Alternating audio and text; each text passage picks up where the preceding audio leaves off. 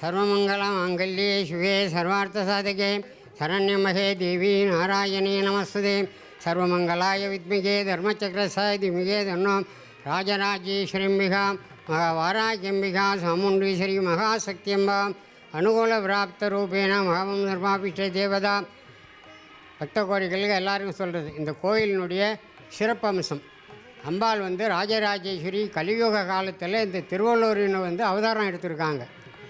ஏன்னா இந்த மக்களினுடைய குறைகளெல்லாம் தீர்க்கறதுக்காகவே இங்கே வந்திருக்காங்க. இவங்களை ரொம்ப நம்ம வேண்டிக்கிட்டோம் அப்படின்னா நமக்கு வேண்டிய செல்வங்கள், கவர்மெண்ட் உத்தியோகம் இதெல்லாம் சீராக சிறப்பாக கிடைக்கும்.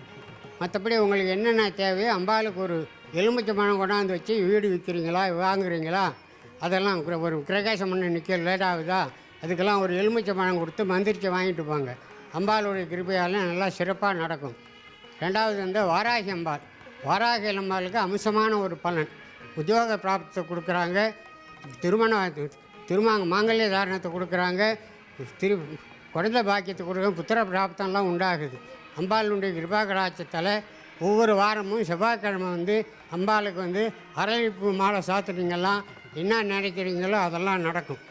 உங்களுக்கு மற்ற சொத்து வியாஜ தகராறுகள் போக்குவரத்து இருந்தால் தீர்த்து வச்சுருவாங்க. வாராகி அம்பாளை வேண்டிக்கிட்டிங்களா இந்த பலன் உண்டு. ரெண்டாவது சாமுண்டீஸ்வரி அம்பாள். சாமுண்டீஸ்வரி அம்பாள் எங்கள் மைசூர் மகாராஜாட்ட இருக்கிற மாதிரி நம்மகிட்ட இருக்காங்க. அப்படின்னும் போது அவங்கள நல்லா சிறப்பாக வேண்டிங்க. உங்களுக்கு என்னென்ன செல்வ பாக்கியம் வேணுமோ அத்தனையும் கிடைக்கும்.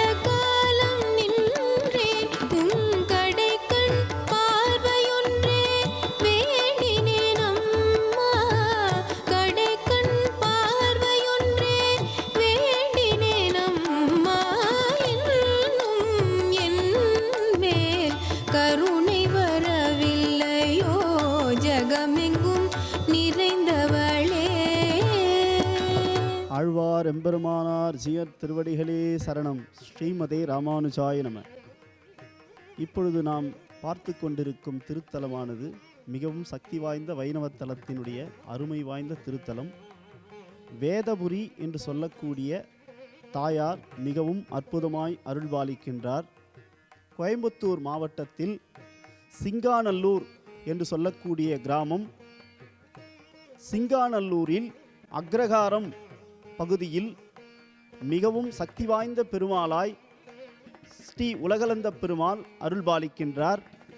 மூலவர் காஞ்சிபுரத்தில் இருக்கக்கூடிய பெருமான் போலவே உலகளந்த பெருமாள் 2 அடி உயரத்தில் மிகவும் அற்புதமாய் அருள்பாலிக்கின்ற பெருமாள். இந்த பெருமாளை சேவித்து எல்லா நலன்களும் பெறுவோம். வேதபுரி ஸ்ரீ மகாலட்சுமி தாயார். மகாலட்சுமி திருச்சந்நிதியை ஒவ்வொரு திருத்தலத்திலும் நாம் தரிசித்து வருகின்றோம்.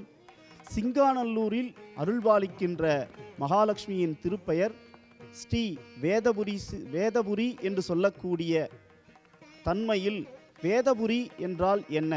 அந்த காலத்தில் மிகவும் சக்தி வாய்ந்த வேத விற்பனர்கள் இப்பகுதியில் வாழ்ந்ததாகவும் வேதங்களின் அடிப்படை சாரங்கள் இங்கு இருந்ததாகவும் 108 வீடுகள் மட்டுமே இருந்ததாக கூறப்படுகின்றது.